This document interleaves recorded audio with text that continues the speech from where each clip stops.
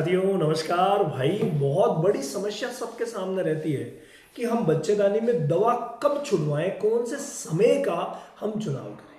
आप सभी को पता है कि बच्चेदानी में दवा छुड़वाई जाती है, वो किन स्थितियों में छुड़वाई जाती है। जब कोई भी गाय भैंस रिपीटर बन जाती है या भी नहीं ठहरती है, तब हम बच्चेदानी में दवा छुड़वाते हैं। लेकिन उसका भी एक समय होता है जिसको आपको समझना बहुत ज़्यादा जरूरी होता है। नंबर वन बात, अगर मान लीजिए कि आप बच्चेदानी में दवा छुड़वाना चाहते हैं बच्चा देने के बाद, तब आप जिस समय का चुनाव करेंगे ना, वो समय रहेगा 15 दिन से लेकर के 25 दिन के बीच में। एक बार आप इंट्रायूट्राइन थेरेपी करवा सकते हैं। ये जो इंट्रायूट्राइन थेरेपी होती है ये 3 दिन की होती है, यानी 3 दिन बच्चेदानी में दवा छोड़ी जाती है। विशेष जो दवा बनी हुई है बच्चेदानी के लिए उसी का इस्तेमाल किया जाता है। जैसे मैंने आपको बताया, लिनोवा आयु हो सकता है, वो लिक्सन आयु हो सकता है, कोई सी भी अच्छी सी दवा का इस्तेमाल करवाया जाता है। उसके बाद सेकंड जो टाइम आता है दवा छुड़वाने का, वो आता है दोस्तों जब भी कोई भी गाय भैंस फर्स्ट टाइम हीट में आती है, आपको लगा कि बच्चेदानी में कुछ प्रॉब्लम हुई थी और मुझे दवा छुड़वानी चाहिए क्योंकि बच्चा देते समय या उसके बाद मैंने देखा बच्चेदानी में कुछ प्रॉब्लम थी, पस आया, या मान लीजिए प्रॉब्लम्स की शिकायत हुई, जर लेट गिरी, कैसे भी करके इन्फेक्शन तो कहीं ना कहीं था। तो जिस समय वो फर्स्ट टाइम हीट में आती है ना, उस समय चाहे वो 1.5 महीने से आए चाहे 2 महीने से आए, उस समय आप इंट्रायूट्राइन थेरेपी यानी कि 3 दिन की जरूर करवाएंगे। ये तो होगी नॉर्मल बात। लेकिन आज एक विशेष बात जो हमें लिखी है, हमारे एक सब्सक्राइबर भाई है आर्ट आर्ट X2DG, और इन्होंने लिखा है रामावत वैट ज्ञान सर। देखिए, आपका भी अगर कोई प्रश्न है ना तो रामावत वैट ज्ञान लिख करके प्रश्न कीजिए, मैं उसका जवाब जरूर दूंगा। सर मेरी गाय बच्चा दिए हुए 3 महीने हो गए हैं, लेकिन और दिन गाढ़े डिस्चार्ज दे रही, हर दिन गाढ़े डिस्चार्ज दे रही है। इन्होंने लिखा है कि हर दिन गाढ़े डिस्चार्ज दे रही है, मैं इंट्रायूट्राइन थेरेपी कब करूं, हीट में आने पर करूं या फिर जब भी मर्जी हो तब करवाता हूं। ये सबसे बड़ा इश्यू है कि जब वो गाढ़े तांते दे ही रही है, लगातार ही दे रही है, सांपों भी रुकती ही नहीं है, तो उसकी इंट्रायूट्राइन थेरेपी कब करें। देखिए, सबसे बड़ी बात आई है ये, जिसको आपको समझना पड़ेगा।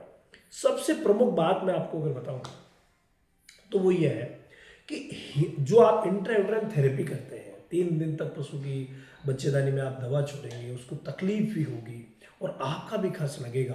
तो सबसे बेस्ट तौर पे ना, सबसे बेस्ट तो ये रहेगा कि जब वो हीट में हो प्रॉपर, जो गाढ़े तांते दे रही है ना, वहाँ एक्चुअली संभावनाएं बहुत ही कम रहती है हीट में आने की, वो ऐसे ही देती रहती है हमेशा।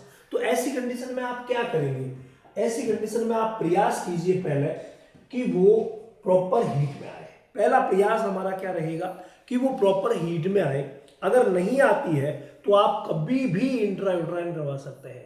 तो प्रॉपर हीट में आने के लिए सबसे प्रमुख जो चीज है वो यहां जो काम करेगी वो है दोस्तों हल्दी।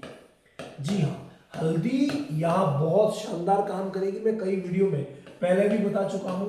आप 50 ग्राम हल्दी लेंगे और 50 ग्राम से 100 ग्राम एक पाउडर जो कॉम्बो पैक में आता है जिसका नाम है मिल्कोफीड। ये नॉर्मल बात है जो मैं आपको पहले भी बता चुका हूं, इनका इस्तेमाल आपको करना ही पड़ेगा। ये 50 से 100 ग्राम तक आप रोज कर सकते हैं। विटामिन मिनरल की पूर्ति ये करेगा। हल्दी के साथ जब देंगे तो बच्चेदानी के इन्फेक्शन को भी कंप्लीटली ठीक किया जाएगा। तो बाद में जब वो हीट में आएगी, प्रॉपर हीट में आएगी। इसके अलावा आप तीसरा काम जो करना शुरुआत में है, काम तीसरा है लेकिन करना शुरुआत में है, और वो है अच्छी सी डिवॉर्मिंग। यानी आप नील जान से एक बार डिवॉर्मिंग आप जरूर करवा दीजिए। सुबह के समय भूखे पेट उसे दीजिए ताकि बहुत अच्छा रिजल्ट मिले। उसके बाद आप हल्दी और मिल्क में ये मिल्कोफिड प्लेटिनम पाउडर चालू कर दीजिएगा। फिर देखिए कमाल, कंप्लीटली उसकी बच्चेदानी ठीक होगी। उसके बाद वो हीट में आएगी। और अगर वो हीट के लक्षण प्रकट कर दे, भाई पस तो गिरा रही है, कभी कभी गिरा रही है, कभी कभी नहीं गिरा रही, ये आप देंगे तो काफी हद तक रिलीफ भी मिलेगा। लेकिन फिर जब वो हीट में आ जाती है, उस समय आपको इंट्रायूट्राइन थेरेपी करवानी है। अब आप कहें कि सर ये मैंने कर दिया, 15 दिन बीत चुके हैं, लेकिन उसने कोई भी हीट के साइन नहीं दिखाए हैं।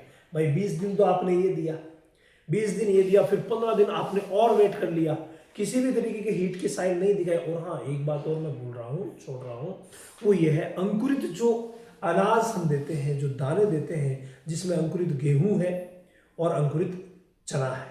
आप 250 ग्राम गेहूं एक दिन भिगोइए, दूसरे दिन उनको पानी में से बाहर निकाल करके कपड़े में बांध दीजिए और तीसरे दिन अपनी गाय को खिला दीजिए। और जिस दिन पानी में से आप गेहूं निकालते हैं उसी दिन 250 ग्राम चना डाल दीजिए अलग पानी लेकर के। और वो जो आपने 250 ग्राम चना पानी में डाला है उसको दूसरे दिन कपड़े में बांधिए और तीसरे दिन उसको आप खिला दीजिए। ये भी लगातार इस इलाज के दौरान करना रहता है, ये सबसे जरूरी चीज़ है।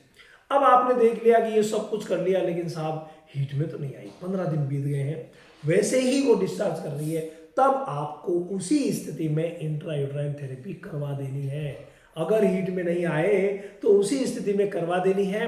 बच्चेदानी का इन्फेक्शन दूर होगा तभी वो आगे जाकर के प्रॉपर हीट में आएगी, और जब प्रॉपर हीट में आएगी भाई तभी वो ज्ञापित होगी। तो इन सब चीज़ों का ध्यान रखिए। इसके अलावा अगर आपने डेयरी फार्मिंग की A to Z ट्रेनिंग नहीं ली है ना, एक बार वो साइंटिफिक बेस्ड नॉलेज वाली ट्रेनिंग ले लीजिए, जिसमें हर बीमारियों के बारे में बताया जाता है, हर मैनेजमेंट के बारे में बताया जाता है। वो A to Z जानकारी जो आपको जाननी चाहिए वो सारी की सारी वहाँ आती है। हर महीने की 5 तारीख को रामावत एनिमल ऐप पर यह सेशन शुरू होता है, तो आप एक बार ज्वाइन करके अपनी ज्ञान वृद्धि जरूर कीजिए।